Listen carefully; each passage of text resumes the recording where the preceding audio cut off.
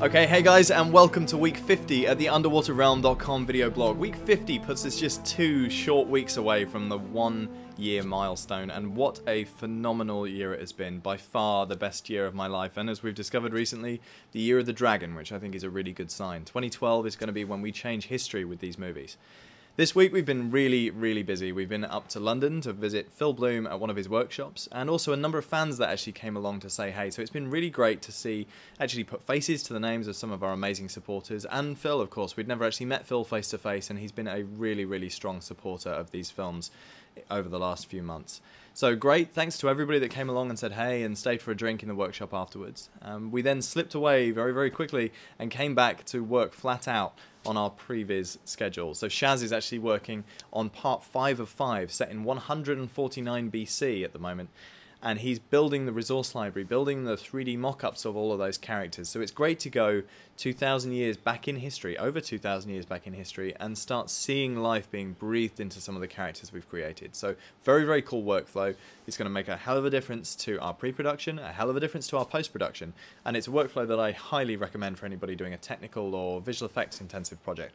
If you want to know more about previs, keep watching the blog, get in touch through the blog, and we can point you in the right direction and share with you any of the experience and knowledge that we've built up in the few short weeks that we've been doing it so far. It's been a very steep learning curve. Now, this week we have a very specific task, and it's a task I think all of you out there can help with, all of our fantastic supporters that have got us so far already. I think it's something that people can directly engage with and see a very visual difference to the quality of the films that we're making. And that's in the form of casting. Now, this is a project over the last 12 months that's just amazed me in its ability to just go above and beyond my expectations. The Kickstarter is a fantastic example of that, but also just the people that have got involved with the project, the equipment, the resources that have been offered to us, the places that we've shot. It's blown my mind. And we're starting to get to the point now where rather than just having it happen, we're going to harness that power and we're going to go out and we're going to ask for the things that we want. And what we want is a very specific actor. We've had a number of conversations about casting across the length and breadth of the project, but in part 2 of 5, we're set in the year 1942. There is a Spitfire in a dogfight, holding its own against Messerschmitts over the Red Sea, but it gets shot down and it crashes very hard into the ocean and plummets beneath the waves, where the pilot, struggling to get out, struggling not to drown, sees something that he's fully unprepared for.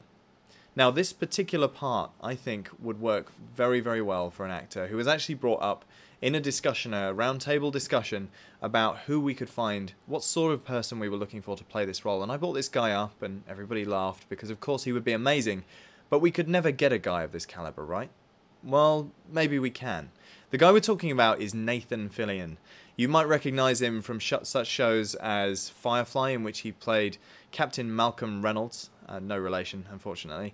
You might also recognise him from Dr. Horrible's sing-along blog, where he was Captain Hammer, or more recently, he played Richard Castle in Castle, a very popular show in the States. But Nathan is just, he's got such an on-screen presence and such a kind of wry charisma. I think that would really work as this Spitfire pilot.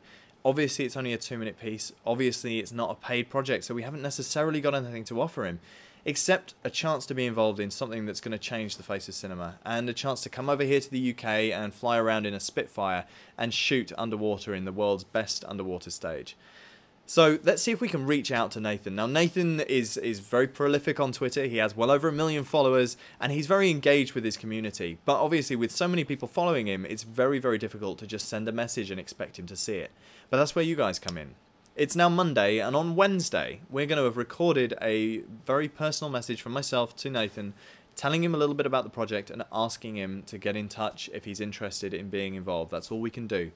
But we're then going to post that video online, and we're going to tweet about it. And what we're asking all of our fans and all of our supporters to do is to retweet that message again and again on Wednesday. Get your friends, get your followers to also retweet that message.